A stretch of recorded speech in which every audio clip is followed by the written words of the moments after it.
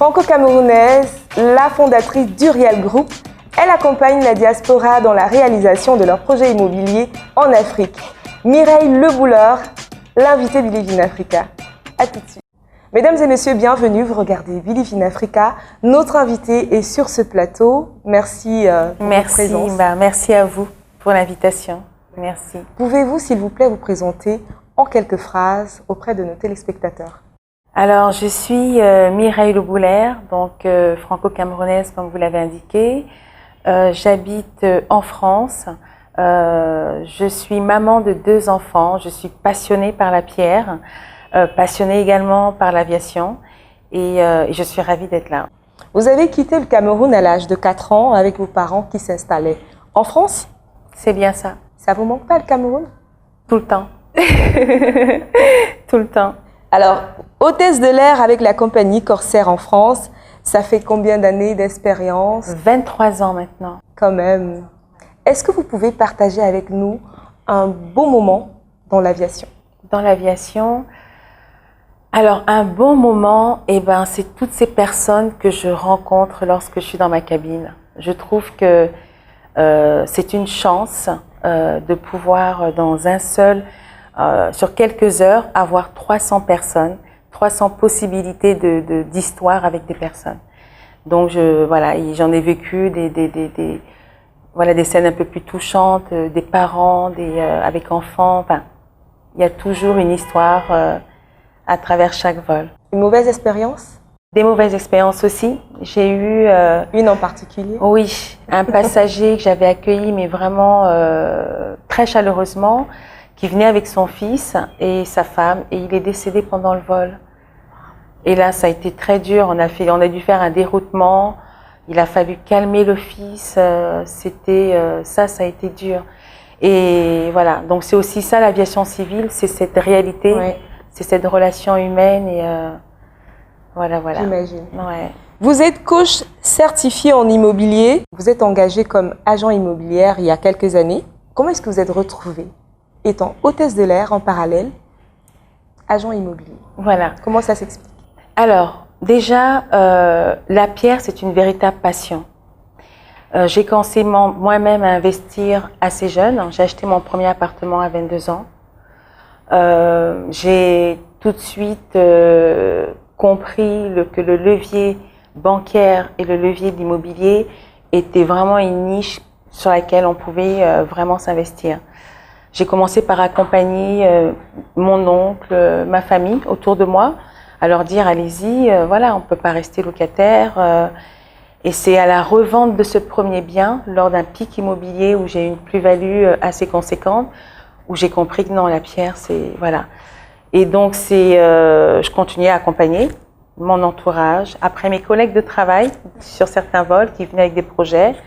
Et j'adorais ça, donc j'avais pas l'impression de travailler. Et c'est une collègue qui me dit, lors d'un vol, on allait en Guadeloupe, je remercie, je fais un petit clin d'œil parce qu'elle m'a donné une lumière. Elle me dit ce que tu fais, c'est un métier. Alors je me disais mais quel métier?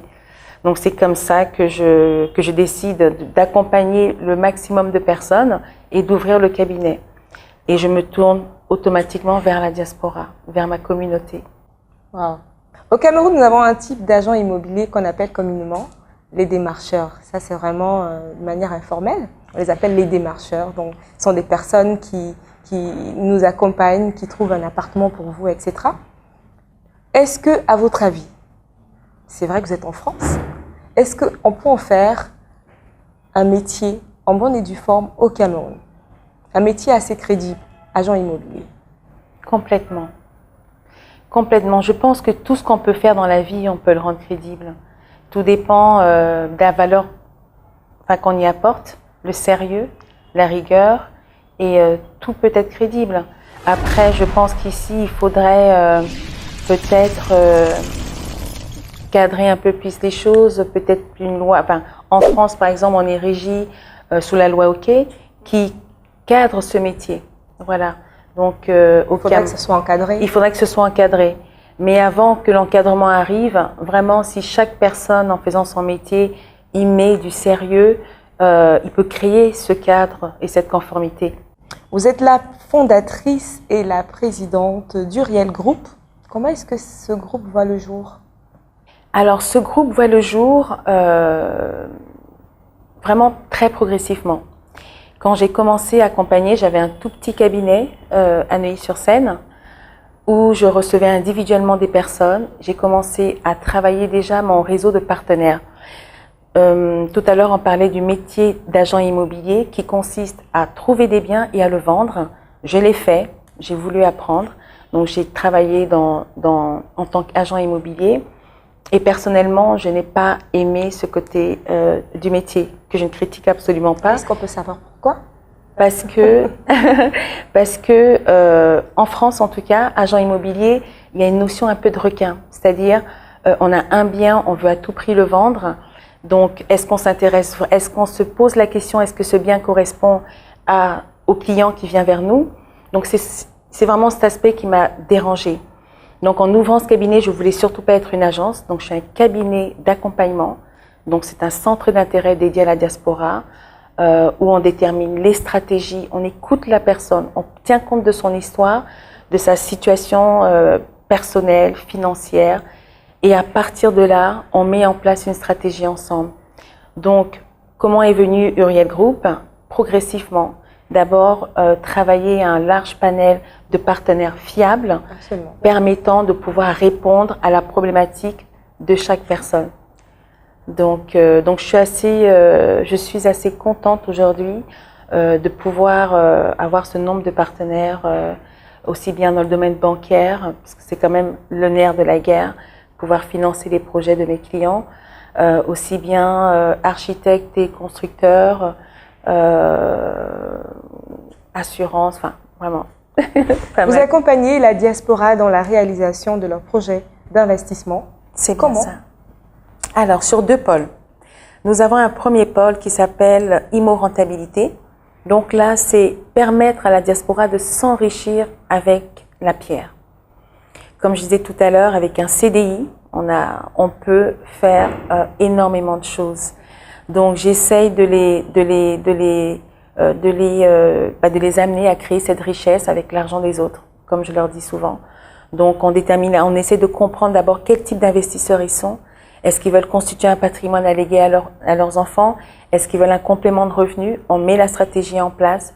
J'ai une équipe de chasse qui va chasser et je chasse moi-même. Après, l'équipe architecte qui va permettre à nos clients de visualiser le projet, parce que créer de la valeur avec un bien, souvent c'est acheter un bien délabré. Donc, avec des plans 2D, 3D, il peut voir ce que ça va être. Il peut voir la maison que je vais transformer en immeuble.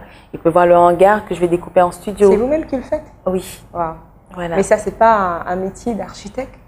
C'est un métier, c'est pour ça que je m'entoure assez bien. J'ai un pôle architecte où j'ai 3 architectes qui travaillent pour le cabinet. Un pôle constructeur, voilà, donc il se charge de toutes les rénovations qu'il y aura à faire, de toutes les transformations. Et donc après, il y a le pôle financement. Et là, on détermine l'enveloppe financière et on s'occupe, bien entendu, de faire financer les projets. On continue par l'ameublement, la mise en location et la fiscalité. Parce que créer des revenus, faut pas laisser en nature. Il faut ensuite pouvoir les aider à optimiser ces revenus. Voilà, pour éviter tout ce qui est imposition. Donc, quand j'accompagne cette diaspora, il y a quand même une question qui me trotte toujours, c'est comment investir en Afrique. Ouais. Voilà. J'ai travaillé ça pendant 2 ans. Quand je les recevais lors du R1, R1 c'est le premier rendez-vous où je passe énormément de temps. Comme je vous ai dit, ce que je veux c'est comprendre les gens. Et souvent revenaient les mêmes choses. J'ai essayé d'investir au pays, j'ai envoyé de l'argent, on m'a montré un terrain nu, on m'a même montré une maison qui se construisait. Je suis arrivée dans mon pays et j'ai pas vu le projet. Et donc je me disais comment on peut pallier à ça, parce que il y a quand même eu même des cas d'AVC. C'est un gros problème. C'est un vrai problème. Ça a déchiré des familles. Je ne porte aucun jugement sur la famille locale qui le fait, parce que souvent c'est par manque de moyens aussi. Mais il faut trouver une solution à ça. Donc j'ai travaillé là-dessus Et la solution devait se faire sur plusieurs points. D'abord au niveau du bien en lui-même, de la construction. Trouver un constructeur fiable. Voilà. Ensuite, mon deuxième sujet de réflexion, c'était j'arrive en France à faire financer des projets de 200 000, 1 million d'euros. J'arrive à faire financer des projets assez conséquents. Mais ce même client qui gagne très bien sa vie ne peut même pas avoir 10 euros pour investir chez lui. Alors qu'il y a des communautés en France, étrangères aussi, qui sont financées dans leur pays. Donc ça m'a un petit peu révoltée, vous savez, ce côté, c'est pas juste. Donc je suis allée au niveau des banques françaises déjà partenaires. Certaines pouvaient m'accompagner, mais avec des conditions incroyables. Et puis ensuite, il fallait démarcher d'autres banques, voilà. Donc j'ai pu, au jour d'aujourd'hui, obtenir des partenariats de financement dans certains pays. Je continue à travailler, le Cameroun n'y est pas encore. C'est toujours un peu plus compliqué, mais j'y travaille. J'espère vraiment y arriver. Alors, vous proposez une solution pour la diaspora. C'est ça. Est-ce qu'on peut avoir un exemple type? Comment ça se passe concrètement? Alors concrètement, la diaspora arrive au bureau, situé à Neuilly-sur-Seine. Donc moi-même ou un des agents l'accueille, on écoute d'abord son histoire, toujours. S'il vient avec des plans pour construire au pays, donc il y a l'architecte qui le reçoit et élabore son projet avec lui. D'accord? Ensuite, on apporte du conseil parce que souvent, ça va être des projets de construction d'écoles. Est-ce que c'est rentable dans cette zone géographique? Donc, on apporte également du conseil dans le projet. Si c'est juste une maison, on leur présente déjà des plans architecturaux que nous avons, des maisons qui s'appellent Uriel 4, tout simplement. C'est des maisons type Uriel. Ou alors, on crée sa propre maison. Donc ça, c'est vraiment la partie construction. Maintenant, on a également des programmes, comme la Pléiade, dont je vais parler longuement tout à l'heure, qui sont nos propres promotions. Voilà. Et là, ils peuvent choisir un lot parmi ces 200 villas, en l'occurrence, que là, on a à commercialiser actuellement à Douala, plus précisément à Yassa, quartier Chirac, mais je reviendrai dessus. Dès que le client a validé le projet, il est reçu par notre notaire à Paris, donc c'est avec le notaire qui va contractualiser, qui va signer le bon de réservation, s'il s'agit d'une réservation d'un de nos lotissements, et c'est également avec le notaire que toute transaction se fera. C'est sur le compte séquestre du notaire que seront déposés l'argent. Hein, il n'y a pas d'autre terme pour dire argent, hein, voilà les sous. Et ensuite, donc, lorsque le notaire conserve d'abord l'apport en début de projet, qui est à peu près de 20%, pour ceux qui n'ont pas l'apport, je fais financer par mes banques françaises l'apport, qui est séquestré. Ensuite, mon partenaire constructeur, dont je prendrai le temps de vous parler, lance le projet. Après, il y a ce qu'on appelle des levées de fonds sur avancement du projet, la VFA. On travaille avec un centre de contrôle international, un bureau de contrôle international qui va sur le site et qui valide l'avancement du projet. Et toutes les informations sont retournées au niveau de Paris et au notaire qui va permettre le décaissement localement. Voilà. Donc, il me fallait en fait sécuriser cette transaction immobilière pour justement pallier à ce dont on a parlé tout à l'heure. Voilà un petit peu en gros, ça c'est la partie vraiment financière. Après, il y a tout ce qui est technique que je peux vous expliquer. On va marquer une pause, on revient. Le temps pour nous de regarder Africa Rising. À tout de suite.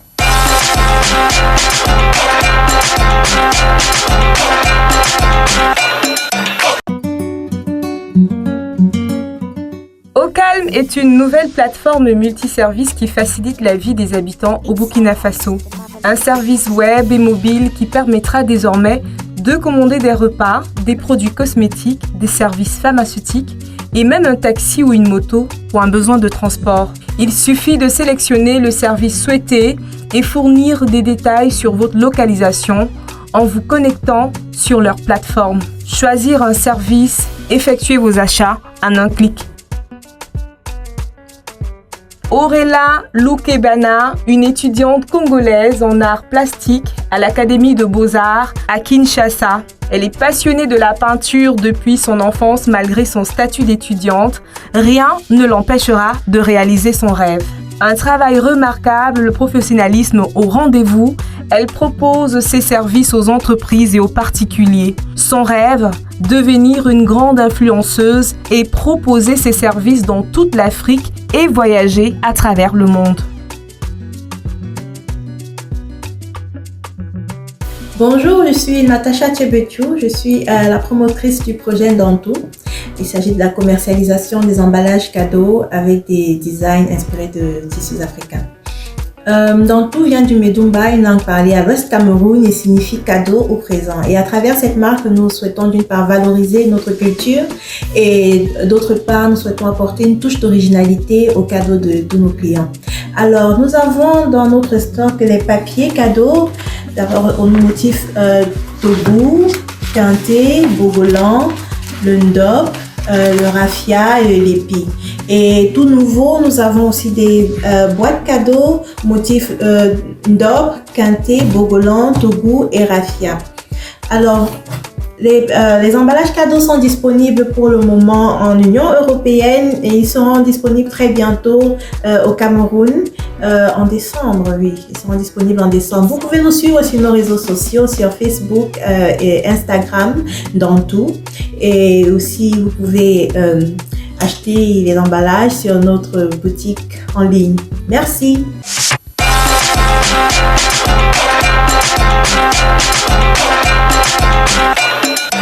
De retour sur ce plateau, nous sommes toujours avec Mireille Lebouleur. On parle immobilier. Voilà, tout à l'heure, vous avez donné pas mal de détails, mais je suis certaine que toutes ces personnes qui nous regardent aujourd'hui ont envie de comprendre c'est quoi la sécurité dans ce que vous proposez. On a eu des offres de facilitation de construction où on avait des personnes qui se proposaient de réaliser des projets pareils avec clé en main, etc., qui sont faits entuber. Excusez-moi le langage, mais on a envie de comprendre c'est quoi la sécurité que vous garantissez. Très bien. Ces personnes qui nous regardent. Bien sûr. Alors, la sécurité, je vais revenir un peu dans l'histoire. Il fallait que je trouve une sécurité déjà au niveau de la construction. Donc, le choix du constructeur était très important. J'ai sillonné, je suis allée sur Abidjan où j'étais sur des sites, vous verrez un peu peut-être où j'étais sur des sites, j'ai rencontré des constructeurs qui m'ont proposé divers types de construction, d'autres en pierre stabilisée, d'autres en briques, voilà. Mais il me fallait choisir le bon partenaire qui est la clé. Peut-être il va falloir qu'on parle d'abord de toutes ces personnes qui vous accompagnent dans ce projet, éventuellement vos partenaires. Oui. Est-ce que vous pouvez nous donner une idée sur 360 degrés, les partenaires qui vous accompagnent dans la réalisation de votre projet? D'accord. Les partenaires constructeurs? Bien sûr. Voilà. Voilà, justement. Donc, quand j'ai fait tout ce tour, je rencontre Centric, société canadienne. Bien entendu, il fallait que je creuse davantage parce que ce que je voulais justement, c'était avoir ce partenaire qui porte la même vision que moi de sécurité.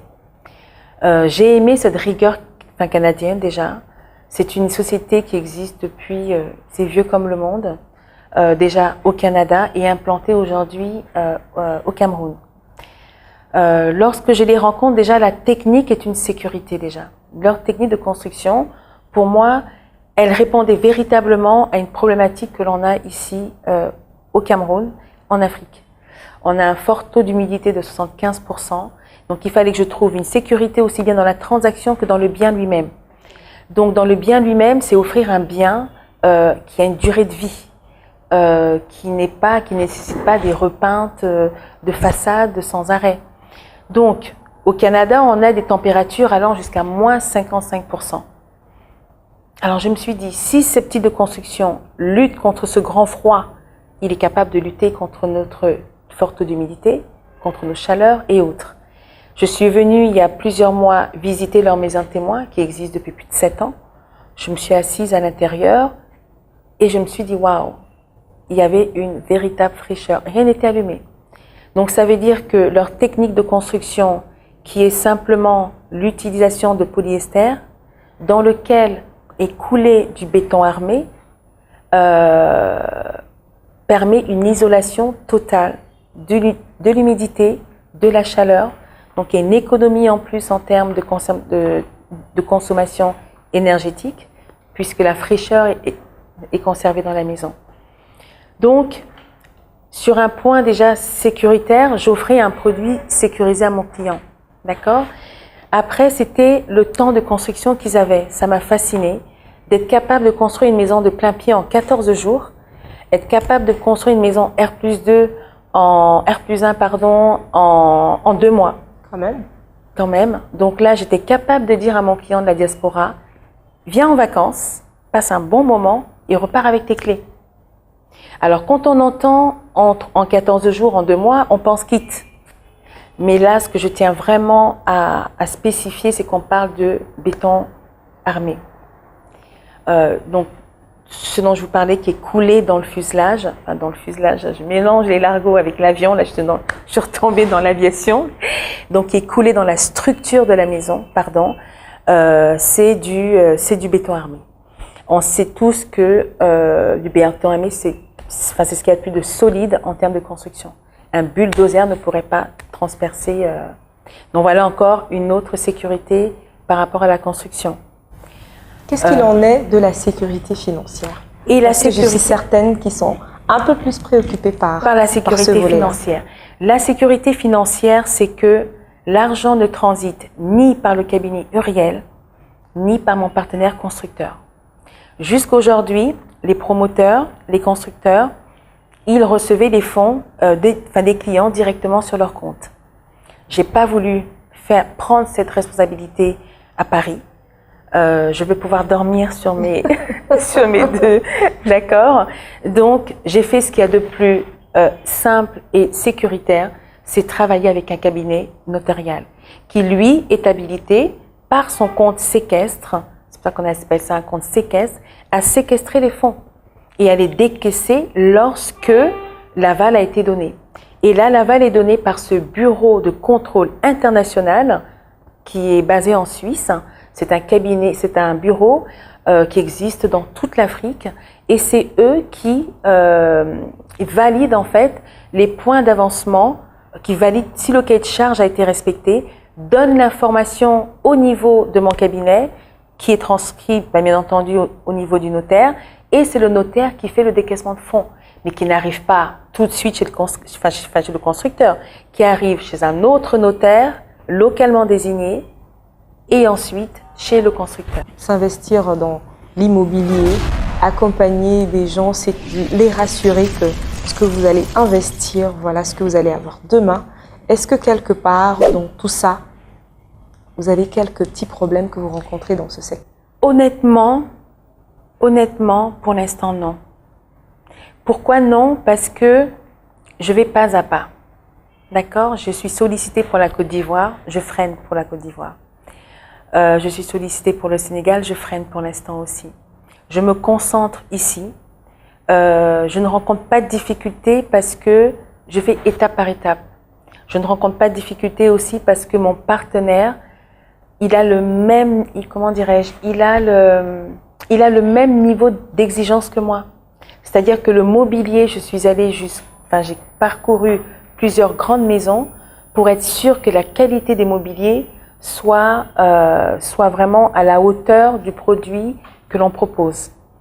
Donc, tout est vraiment maîtrisé, il y a de la transparence. Tout est indiqué, c'est-à-dire les matériaux, toute une série de photos jusqu'au luminaire, qu'est-ce qu'il y aura exactement, quel type de marque.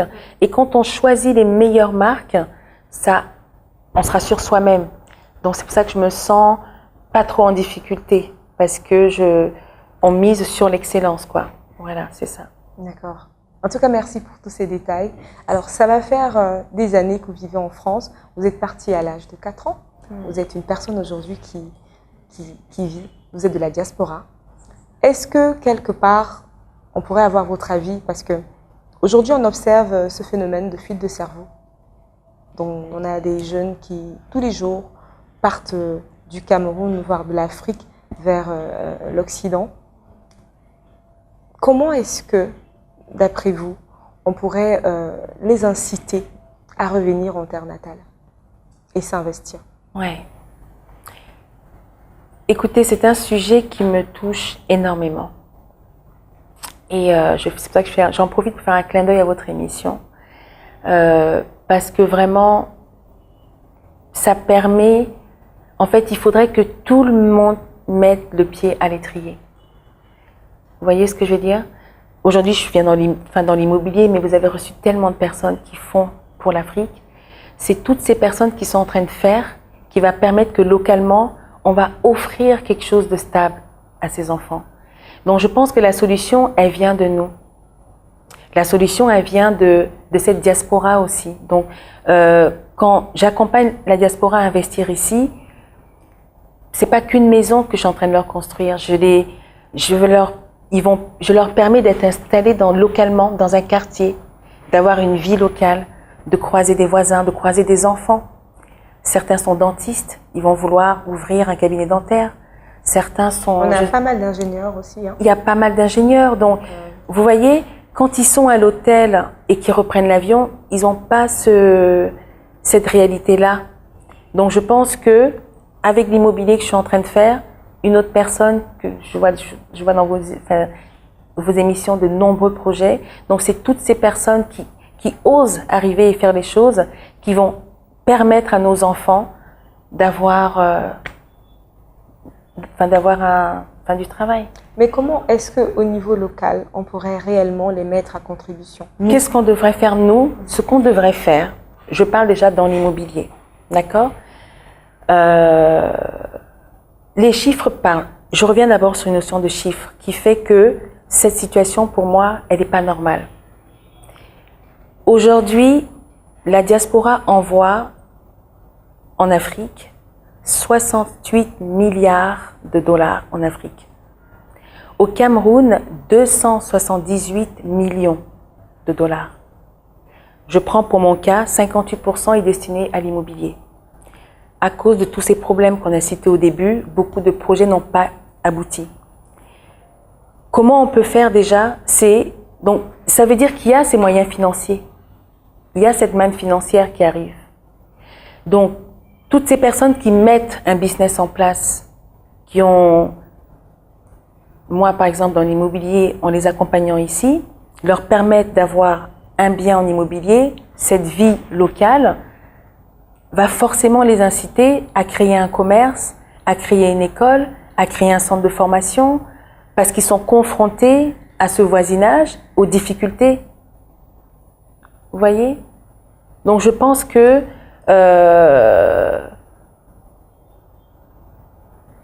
par là, on peut faire beaucoup de choses. Et puis, il y a tellement de choses à faire. Il faudrait, ces jeunes aussi, toutes ces entreprises qui vont être créées, travailler beaucoup plus avec la main-d'œuvre locale, favoriser la formation. Arrêtons aussi de prendre toujours ces compétences qui viennent de l'extérieur. On peut les prendre parce qu'elles sont bonnes, mais on peut les enseigner, on peut transmettre. Saint-Tric, par exemple, avec cette technique canadienne, aujourd'hui, on a de nombreux Camerounais sur les chantiers parce qu'on a transmis cette technique-là. Donc, je pense qu'il faut juste que... Il est important de transmettre. Il faut transmettre. Parlez-nous de vos projets sur le long terme ou sur le court terme. Oui. Alors, mon projet business, ce serait vraiment d'arriver à accompagner la diaspora dans chacun de ces pays d'Afrique. D'accord? Mon projet qui me tient particulièrement à cœur, c'est de pouvoir ouvrir un centre, plusieurs. Je suis très touchée par les enfants ayant subi des sévices. Voilà, c'est quelque chose que je porte, je peux pas expliquer. C'est tout. Je peux pas, et mon rêve, ce serait de pouvoir, dans chaque ville, avoir un centre où les enfants qui sont... Parce qu'il y a une réalité ici, quand on n'a pas forcément les moyens, et on envoie les enfants chez X ou Y. Et souvent, tout ne se passe pas très bien. Donc, un endroit où l'enfant pourrait fuir et partir, où même si on ne l'écoute pas, il pourrait avoir un refuge. Et voilà, il pourrait arriver, bénéficier d'une formation, d'une restructuration psychologique aussi. J'aimerais pouvoir sensibiliser aussi nos familles. Après, je sais qu'il y a beaucoup d'aspects financiers, mais trouver une solution pour ça. Des sévices, je parle vraiment des sévices assez lourds. Voilà, porter une sensibilité, qu'on parle de ça, que ce soit plus un tabou, qu'on puisse dire que vraiment, oui, ça existe et qu'il faut... voilà, donc ça c'est vraiment mon projet qui me tient le plus à cœur. Un message à l'endroit des jeunes qui ne rêvent qu'à partir. Nos jeunes, qu'est-ce que je peux dire? Je vous comprends. Je vous comprends parfaitement. Parce que c'est pas facile. Franchement, c'est pas facile. Mais j'ai simplement envie de dire une chose, c'est que gardons la foi, gardons l'espérance. D'autres personnes comme moi, comme toi, qui est en train de permettre aux gens de croire en l'Afrique, d'autres personnes vont faire des choses. Il faut juste qu'on le fasse vite pour pouvoir vous donner de quoi rester. Mais pour l'instant, croyez en un rêve, peu importe le rêve. Cherchez au fond de vous ce que vous serez capable de faire, même si vous n'étiez pas payé. Si vous le trouvez, restez focus là-dessus. Pour ceux qui ont des possibilités, lancez-vous. N'attendez pas les circonstances idéales pour vous lancer. N'attendez pas d'avoir tous les moyens pour le faire. Commencez. Voilà, commencez ce projet. Pour nos jeunes, continuez de vous former. Je suis très fière de nos jeunes Camerounais parce qu'ils sont d'une intelligence incroyable. Quand je vois dans le monde, à la NASA, partout où nous nous trouvons, je suis tellement fière d'être camerounaise. Donc nos jeunes, continuez à vous former, lancez-vous pas à pas où vous êtes, mais je suis consciente que c'est pas facile, mais on y travaille tous. Alors, Voilà. 30 minutes, ça va très vite. Ouais. Merci infiniment pour votre passage. Merci. Ce fut un bel échange. Merci. On vous souhaite bien le meilleur pour la suite. Merci beaucoup. Merci. Merci pour votre émission. Chers téléspectateurs, merci pour votre fidélité. On se retrouve très vite pour une autre édition du Vision Africa. Ciao, ciao.